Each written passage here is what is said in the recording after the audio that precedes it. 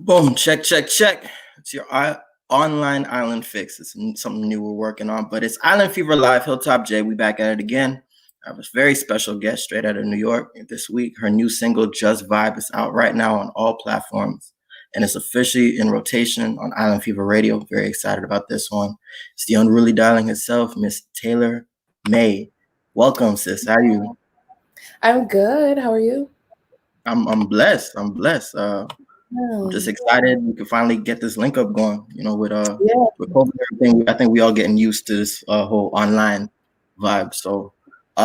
I want to give you the opportunity to introduce yourself, talk to the people, man. Who where you hail from? What's the vibes? What we All right. So my name is Taylor Marie, aka the Unruly Darling.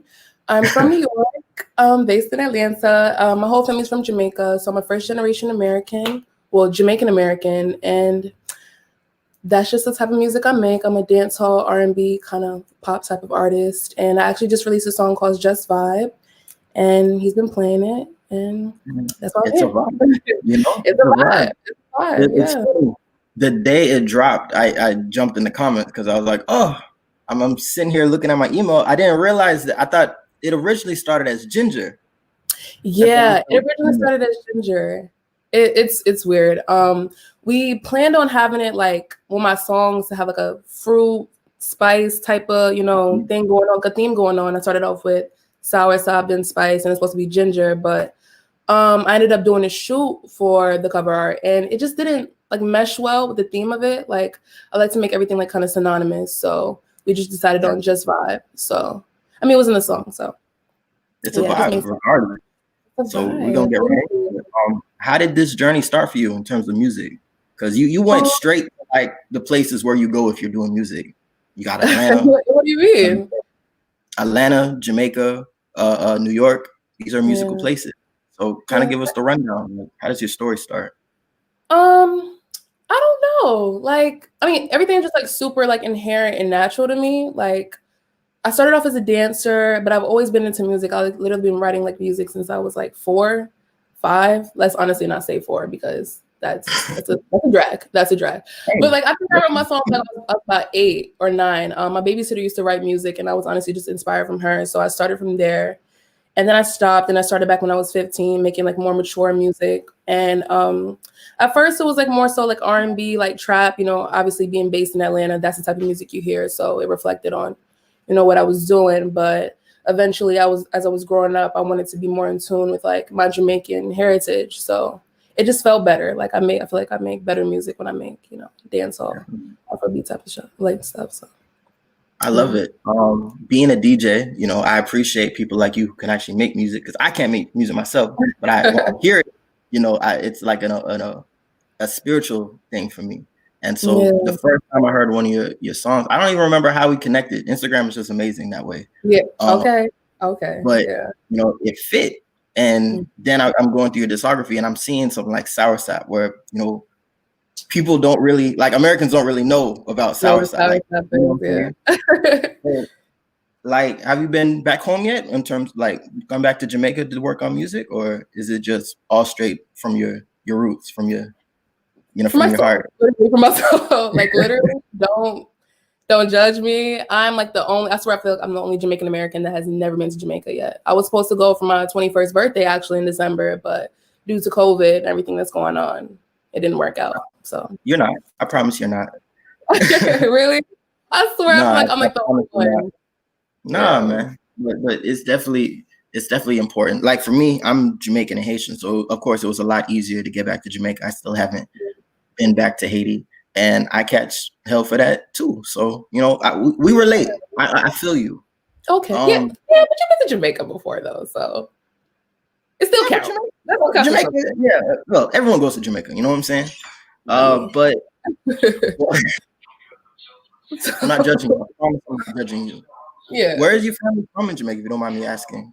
I think my family's from Kingston, so Kingston? Oh, yeah. city girl. I guess, a matter of fact, I guess we could say that. Uptown, very, that. Speaking of Uptown, the Unruly Darling. I hear that, and I thought about Popcorn. Is there a connection there, or was it just you're just unruly, just naturally? just in This your is really spirit? natural, as a matter of fact. But no, it was actually from a song that I heard. It was like a London artist. I don't even remember his name, but in a song he was just like, "Why you so unruly, darling?" I'm just like, "Oh, that's cute. It fits." So That's you. that's how it came. Exactly. Like I thought it represented me, like, the sweet and the spice at the same time. So it just really resonated with me. Yeah. Back to Ginger. Shout out to London. Mm. I was actually gonna ask you this later, but I guess I'll tie these two questions together. What is it like being a dancehall artist? Like In kind terms of of in terms of like, okay, so a couple years ago you had Drake come through and suddenly he had a Jamaican accent, and then all of a sudden everyone loves dancehall and everyone's playing dancehall and everyone thinks they're a dancehall person or whatever. And then lately you've kind of seen the transition towards more Afro beats, but even Afrobeat has really strong sort of ancestral ties to dancehall. So I'm just asking, like, is it like do people hype you up? Do people kind of treat you like when you go into the studio? People kind of look at you like she's so exotic. She does dancehall. Or do people like confuse it with reggae still? Yeah. Well, I guess you could say that now. When you go to studios, like local studios and stuff like that, because I don't really like venture out, go to like big, super huge production type of studios. So like, they're used to trap music and rap. So they're just like, oh, yeah, dancehall, yeah, that's dope. I mean, they don't like give me any sort of special type of treatment or anything like that. I don't honestly feel like a difference. Because at the end of the day, I'm just an artist. I make whatever I feel like making. So you feel like it's more freedom now that people are kind of mixing like things together. Like I think even Gunna has a record with Coffee.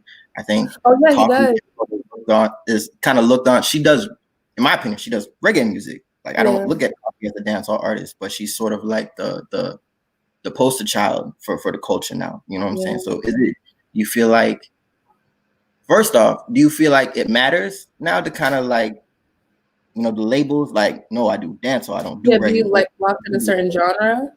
Yeah, like, do you think you're more flexible now because, Yeah, I mean, I always felt flexible though, like due to like just how I grew up. Like it's, I live in America. I listen to hip hop, R&B, but then my parents are from Jamaica, so it's dancehall. So I mean, I don't know. Like I never felt like any pressure to put a label on the type of music I make, or honestly for anybody. I feel like if you can make it, shit, do it. You know what I'm saying? So definitely. That was never like super, super big for me. But it's dope though, seeing like a lot of like American artists transition into like or just dabbling in dance hall and stuff. So it's Black culture at the end of the day. I love it. Exactly. I think people get mad, and I'm just like, I don't understand. It don't matter.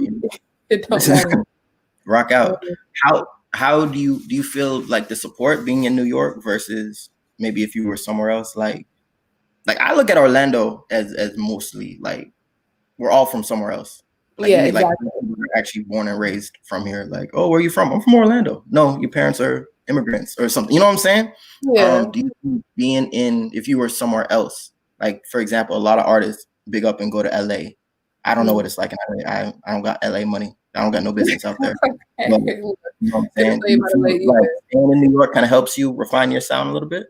Oh yeah, most definitely, because dance hall and that sound, that's what I want to go into. Like that's my lane, that's what I do. So New York, I mean, Jamaicans, Caribbeans, Hispanics, like that's all here. So yeah, compared to like Atlanta, it was like more so like type of like small groups or small areas you can go into and like have that support, but it wasn't as like huge and accepted as it is like in New York. So it was just way easier for me to blend in, and just like I'm surrounded by it all the time. It just influences me even more. Most definitely. So who's your dream feature? Pardon? Like who's your dream feature? Who are you like, okay, I get them on a record and like my career is solidified. Like no one can tell me nothing. Like who is that for you?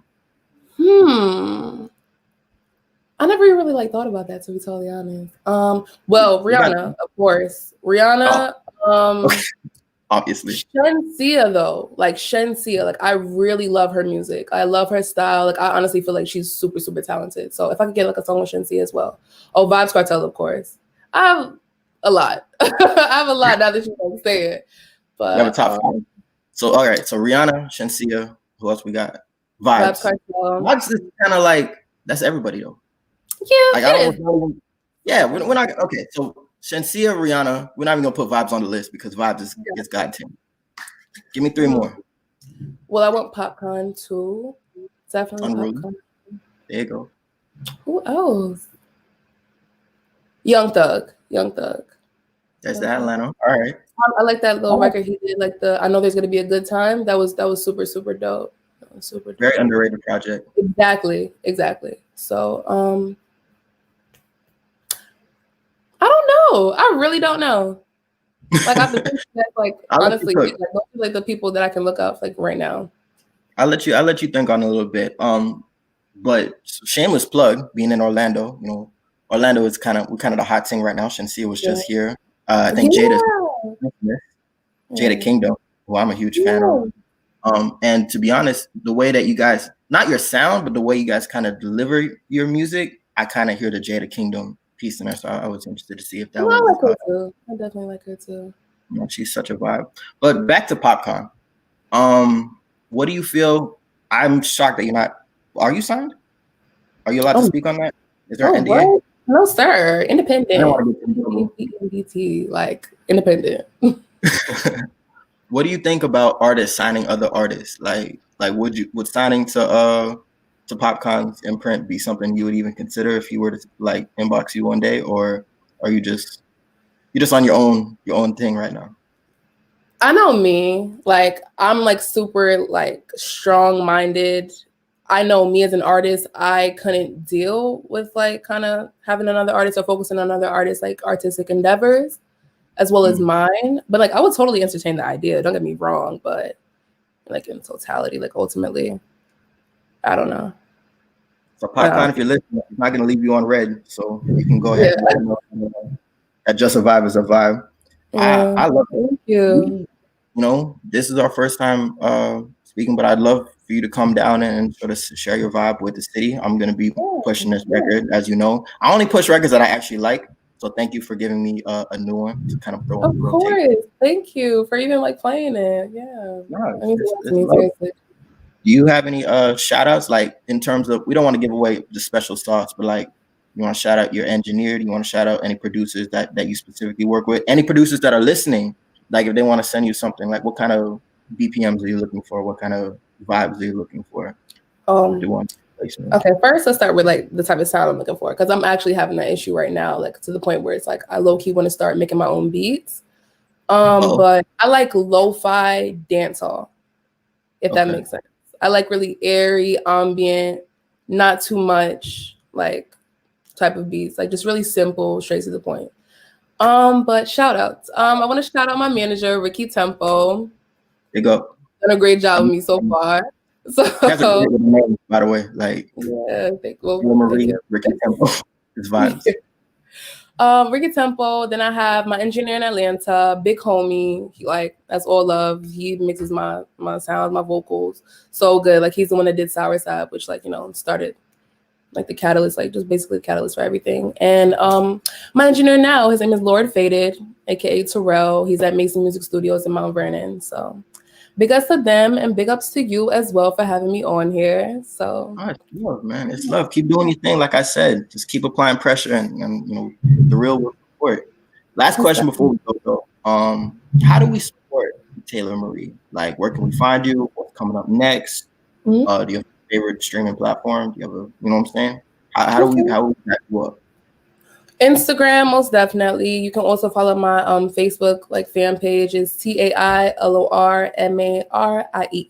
It's the same handle as my Instagram. Well, they're the same for both. And I also I'll be releasing my EP in February of next year. Yeah, that's what the singles is for. Like we're really like, you know, laying this foundation down so we can just put more sounds out for the people. So yeah, that's all I got going on right now. So well, Orlando is loving the vibes. I'm loving the vibes. We got to get you down here soon. But keep up the great work and thank you for your time. Thank you for rocking with us.